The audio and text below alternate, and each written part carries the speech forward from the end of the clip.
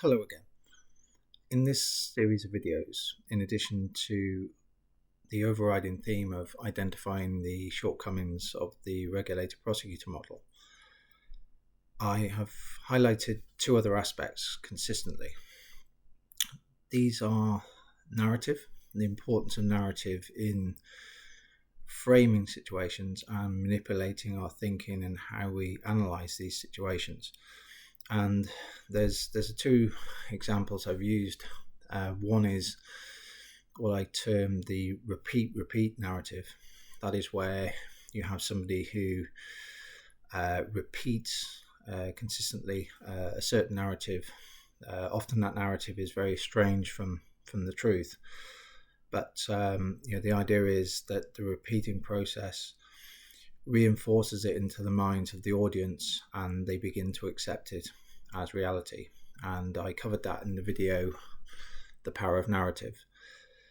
The other example, and you would have seen a lot of this yourselves, is where you get a person who answers the question that they wanted the interviewer to ask them, rather than the question that was actually posed to them. You'll see that an awful lot, and I'll come back to that at the end of this video and try to reinforce the line of argument that I make during the course of this video. The other one is that it's impossible to separate, in terms of a context, of the allegations that the FCA have made against John Dance and subsequently charged him.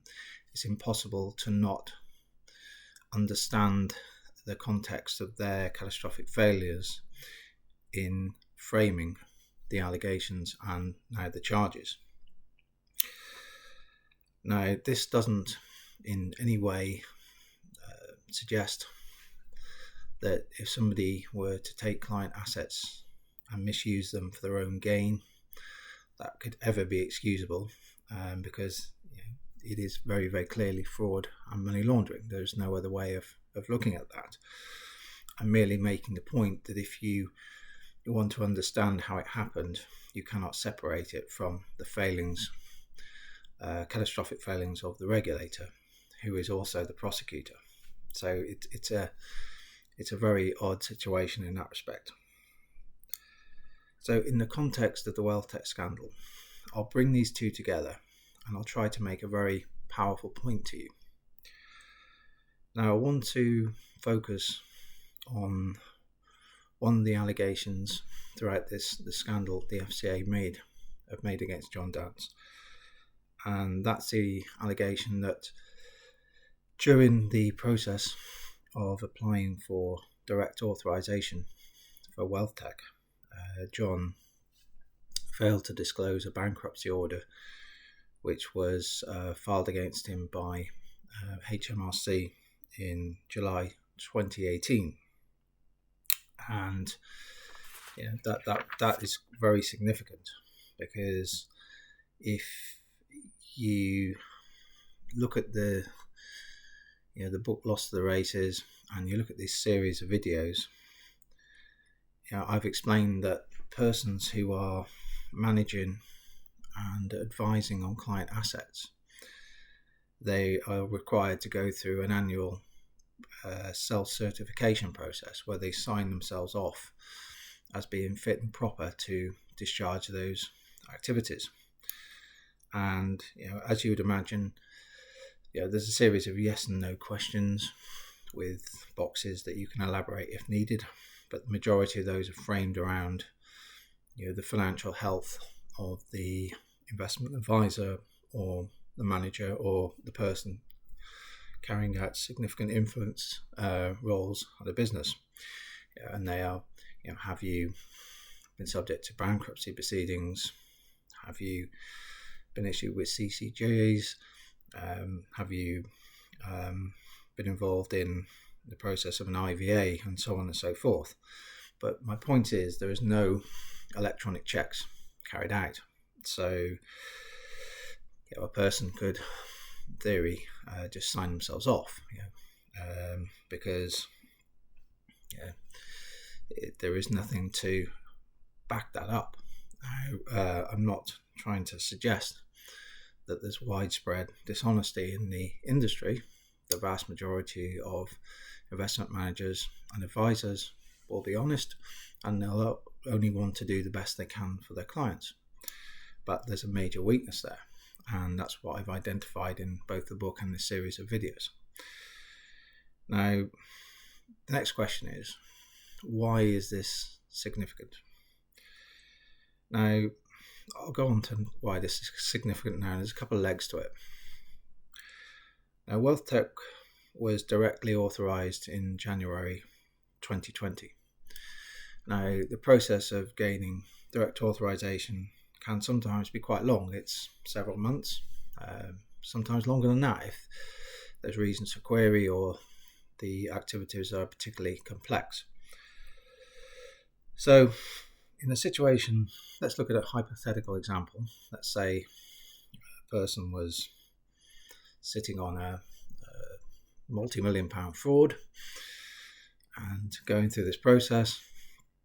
It's not unreasonable to assume that the person would not answer those questions as candidly as they might otherwise have done, because had they said, yes, I had this issue with a bankruptcy order, then that would shine a beacon to where the fraud was, and essentially the issue would be identified. So let us now assume that this process with WealthTek was being carried out in 2019 in the run-up to January 2020 when authorization was secured. So, had there been electronic checks in place rather than just a self-certified process, then you're looking at a situation where the issues could have been identified 2 years before I raised my warnings to the FCA in July 2021, and 4 years before they actually intervened in April 2023. So it's not a reason to assume that had the process been more robust, that a significant amount of money may have been saved. Now, if you look at the video questions for the FCA in the series, I look at a timeline in the context of my own disclosures of what might have been saved, but you look at it in the context of what I'm telling you now, then there could have been even more. So it is quite significant. Now I'll ask a further question, other than what I've just raised. Why is it important beyond this? Now, again, because you have a situation here where a person who's advising or managing client assets are still now following the same process. So to this day, someone who is managing or advising on client assets will go through the same questionnaire. There'll be no backup electronic checks to see whether they've been candid and honest in their answers. So in the context of this allegation that was made against John Downs, to the best of my knowledge, and I apologise if I misunderstood the situation, in theory, that vital information still could be disclosed, could be hidden from disclosure, if you like. Now, what I'd like to do now, if you haven't already done so, is listen to the video Tulip's Treadmill, where Tulip Sadiq answers questions posed to her by Bob Blackman concerning the all-party parliamentary group report into the FCA.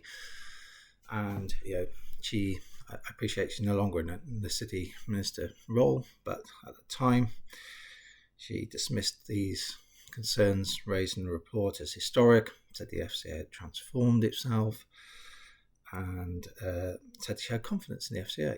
But I've shown you here, in terms of the allegations they've made, this particular process isn't changed, hasn't been transformed, and could happen again. That's based on my experience and my knowledge.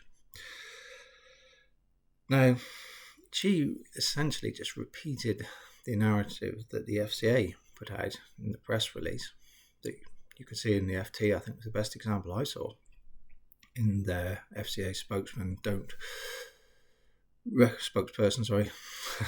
don't recognise this characterisation. The FCA has transformed itself and so on and so forth. And Nikhil Ratti subsequently went on the media round saying the very same things, including an interview with Moneybox.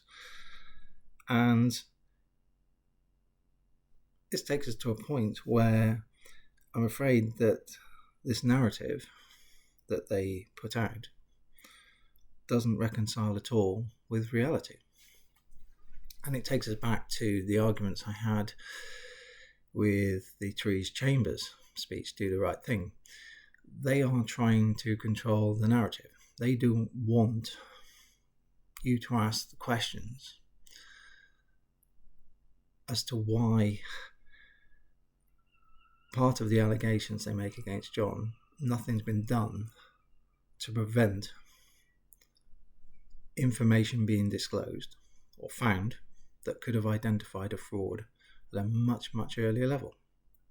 The process, to what I can see, based on my own experience of working in the industry, is the same. It hasn't changed.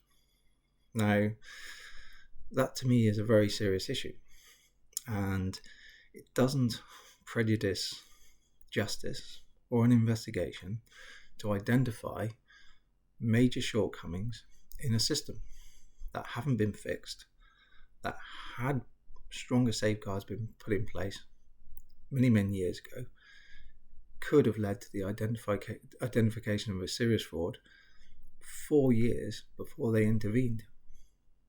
And actually, you could even make a case for doing it earlier, because the same process you're supposed to go through when you're in an AR relationship as well. So an authorised representative of another organisation in the context of this would be Sapia.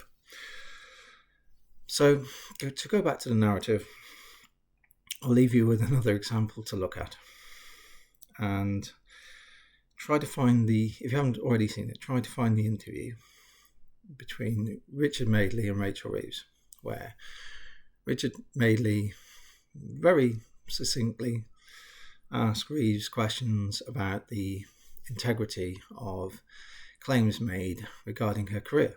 He puts the questions very well. In today's